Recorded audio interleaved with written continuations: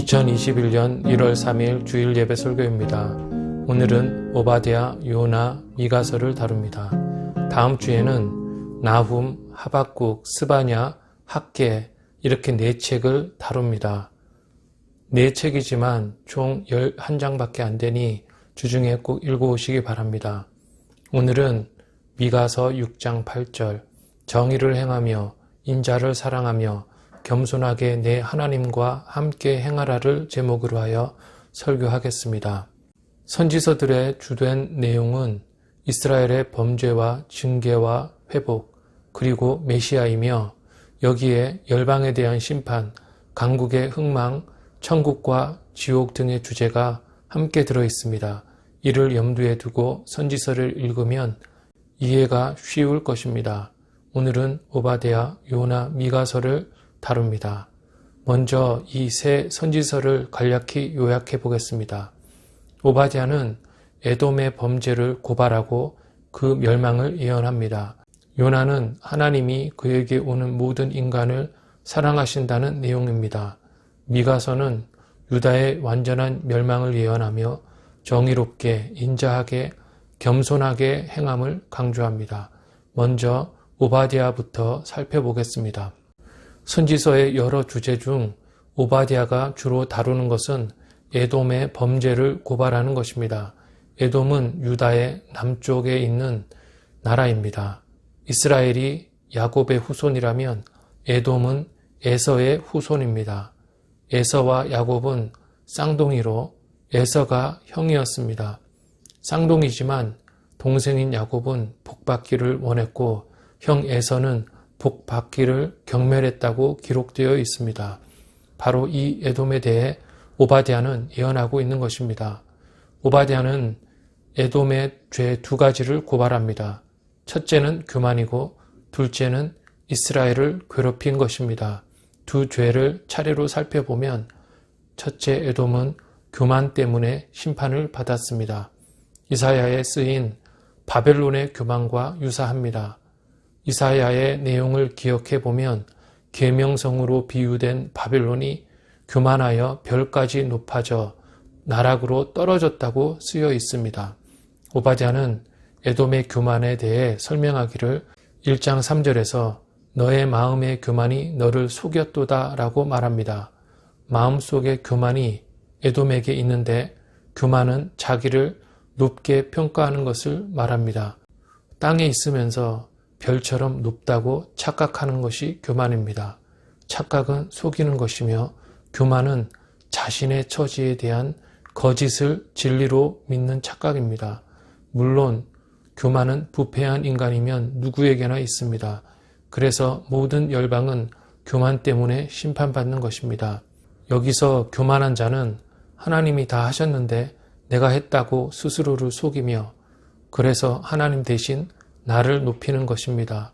그래서 근본적으로 하나님의 능력과 지혜를 모르고 인정하지 않고 믿지 않는 불신앙은 교만인 것입니다. 그래서 하나님은 1장 4절에서 높은 곳에 사는 자여 내가 너를 땅에 끌어내리리라고 말씀합니다. 교만의 끝은 수치와 파멸이며 에돔의 끝도 그러할 것이라고 오바댜는 말하고 있습니다. 둘째 에돔의 죄는 이스라엘을 핍박하고 조롱한 것입니다. 하나님은 1장 10절에서 내 형제 야곱에게 행한 포악으로 말미암아 에돔을 멸하겠다고 하십니다. 이스라엘의 형제 나라 에돔은 이스라엘이 적국에 의해 약탈당할 때 함께 약탈했으며 유다의 고난을 보고 돕기는커녕 방관하고 조롱하고 오히려 기뻐했습니다.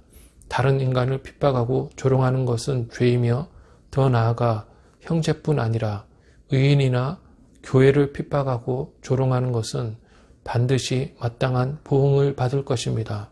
남을, 특히 신자를 핍박하고 조롱하고 환난에 있는 자를 방관하는 것을 하나님은 죄 없다 하지 않으시며 그들은 심판의 날에 구원받지 못할 것입니다. 우리도 하나님의 공급하심과 은혜가 아니면 한순간도 살아갈 수 없음을 알고 항상 겸손할 뿐 아니라 우리 주위에 불행한 이웃을 항상 돌아보고 원수까지도 사랑해야 할 것입니다. 바로 이 주제가 요나서의 주제와 자연스럽게 연결됩니다. 요나서로 넘어가 보겠습니다. 요나 이야기는 매우 잘 알려져 있고 친숙한 이야기입니다. 요나 선지자에게 하나님은 어느 날 니느웨로 가서 외치라고 명하십니다. 당시 니느웨는 아수르의 수도였습니다. 아수르는 노아의 아들 셈, 함, 야벳 중 셈이 낳은 아들로 셈의 다른 아들 아르박삿의 후손인 아브라함과 혈통적으로 가까웠습니다. 즉 함이나 야벳의 후손들보다 가까웠습니다. 요나는 그 가까운 아수르가 구원받는 것이 그렇게도 싫었던 것 같습니다. 니느웨로 가서 외치라는 하나님의 명령을 거슬러 내륙으로 가지 않고 반대편으로 가기 위해 항구로 내려갔습니다. 하나님의 명령에 불순종한 이유는 아수르가 미웠기 때문이었습니다. 불순종할 때 항상 그렇듯이 항구로 가니까 마침 다시스로 가는 배가 거기 있었습니다. 선을 행하는 것은 목숨을 걸고 해야 하지만 악을 행하는 것은 저절로 쉽게 되는 경우가 많습니다. 하나님의 얼굴을 피하려고 배를 탔다고 쓰여 있습니다. 인간이 하나님을 피할 수 있다고 생각하는 것은 착각입니다. 교만도 우리에게 공의가 있다고 속이는데 증오도 우리를 속입니다. 남을 미워할 때 진리가 왜곡되는 것입니다. 선지자인 요나의 경우도 아수르를 싫어하니 하나님에 대한 지식이 삐뚤어져 버렸습니다. 하나님을 피할 수 있다고 착각했던 것입니다. 요나는 삭슬 내고 다시스로 가는 배를 탑니다. 그런데 갑자기 바람이 불고 풍랑이 일어 다 죽게 되었습니다. 신자가 삐뚤어지면 세상도 같이 고생을 합니다. 배가 깨질 듯 했다고 합니다. 그런데 신기하게도 그토록 흔들리는 배 밑에서 요나는 깊은 잠에 빠졌던 것입니다. 위에서는 죽을까봐 난리인데 요나는 깊은 잠을 자고 있었던 것입니다. 사람들은 풍랑의 원인이 무엇인지를 알려고 제비를 뽑았고 요나가 뽑혔습니다. 그들은 요나를 물에 던졌습니다. 큰 물고기가 바다에 던져진 요나를 삼켰고 물고기 뱃속에서 요나는 회개했습니다. 그러자 물고기는 그를 땅에 토해냅니다. 하나님은 다시 요나에게 니느웨로 가서 외치라고 명하셨고 요나는 니느웨로 가서 외쳤습니다. 회개하지 않으면 40일 후에 니느웨가 망할 것이라고 외쳤습니다. 한쪽 끝에서 다른 끝까지 가는데 3일 걸리는 니느웨 도시에서 요나는 딱 하루만 외쳤습니다. 그러자 놀라운 일이 일어났습니다. 니느웨 성 전체가 회개했던 것입니다. 일반 사람부터 왕까지 모두 회개하였습니다. 그러자 4장 1절에 따르면 요나가 매우 싫어하고 성을 내었다고 말씀합니다. 니느웨가 하나님께 돌아온 것을 요나는 매우 싫어했던 것입니다. 그토록 요나가 미워하던 니느웨가 하나님을 믿은 것을 매우 불쾌하게 생각했던 것입니다. 얼마나 싫었던지 4장 3절을 보면 생명을 거두어 가소서 사는 것이 죽는 것보다 낫다고 신경질을 내었습니다. 처음에 불순종했던 자신을 돌이켜 이렇게 니느웨에 와서 회개를 외쳤지만 외치면서도 마음속으로는 저들이 회개하지 않기를 바랬던 것 같습니다. 그들이 너무 미웠기 때문이었습니다. 끝까지 요나의 마음이 바뀌지 않았습니다. 요나는 하나님이 세상을 창조하시고 다스리시며 민족과 나라와 상관없이 인간이 하나님께 돌아오기를 바라신다는 하나님의 마음을 이해하지 못했습니다. 그는 이스라엘만 중요하다고 생각했습니다.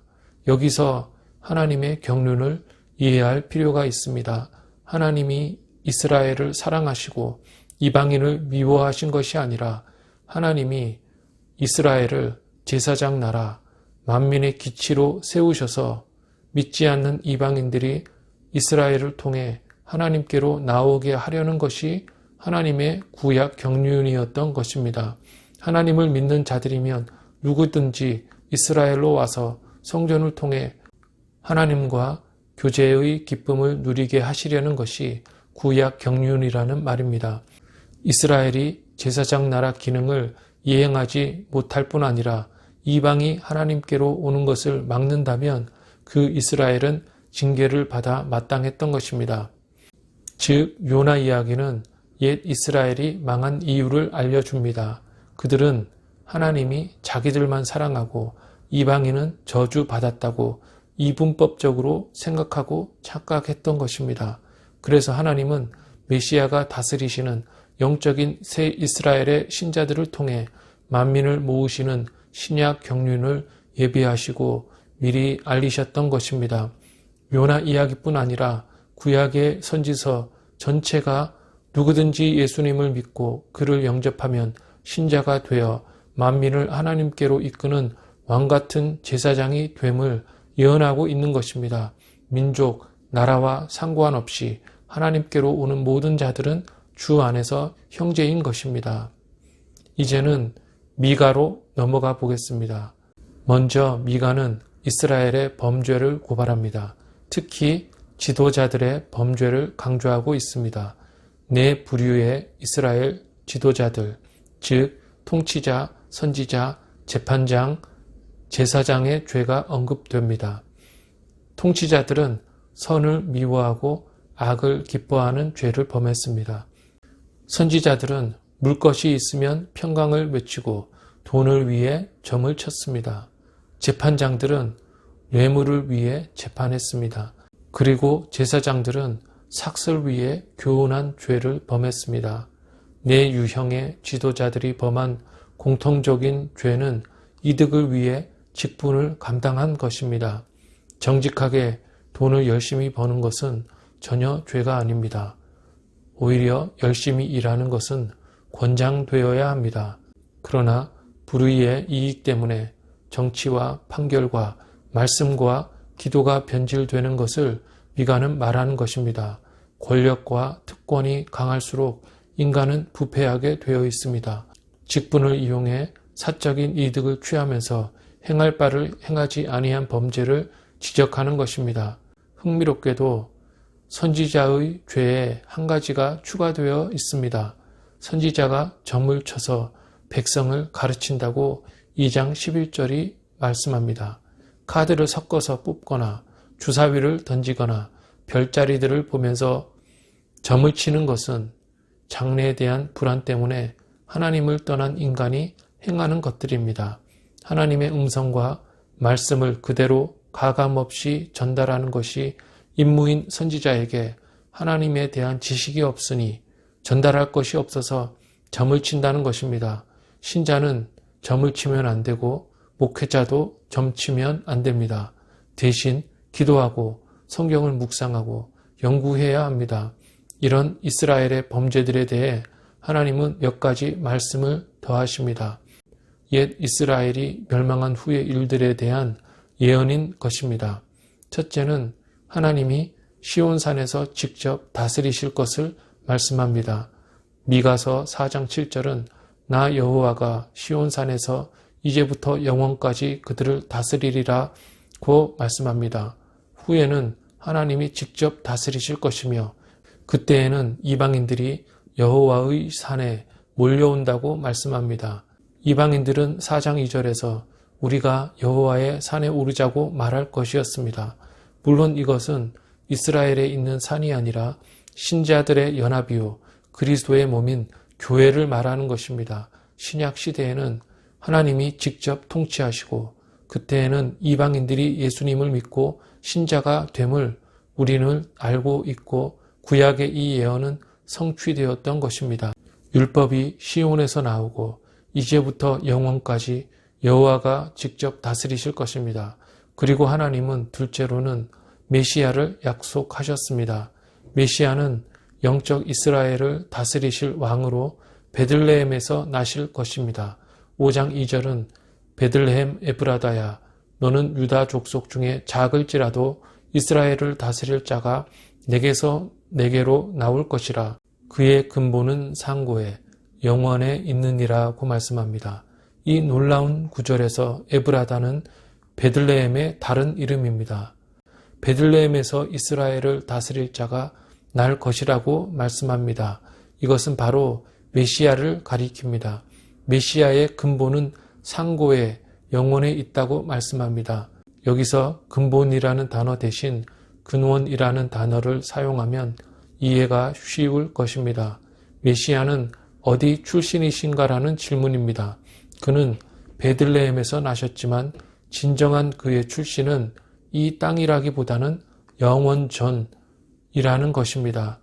메시아는 영원부터 계신 하나님이시라는 것입니다. 영원부터 계신 영원하신 메시아가 오셔서 새 이스라엘 나라를 다스리신다는 말씀입니다.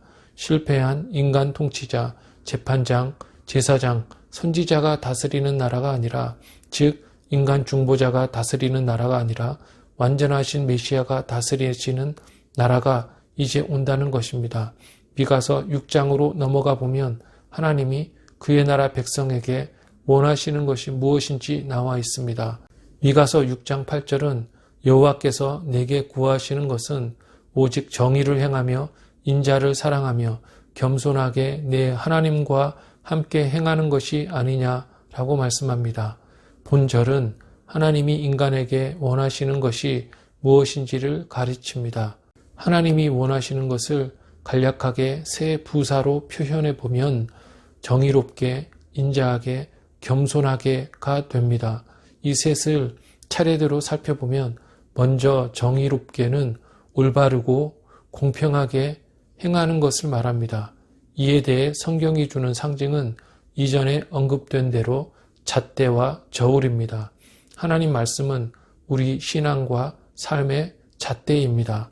잣대 혹은 자는 길이를 측정하는 기구입니다. 우리는 말씀에 우리의 신앙과 삶을 날마다 비추어 보아야 올바른 삶을 살 수가 있는 것입니다. 저울은 공평함이나 정직함과 관련됩니다. 상인들의 저울과 무게는 언제나 한결같고 일관적이어야 합니다. 살 때의 저울과 팔 때의 저울이 다르면 안 됩니다. 따라서 정의롭게라는 말에는 옳게, 공평하게, 정직하게라는 뜻이 들어 있습니다.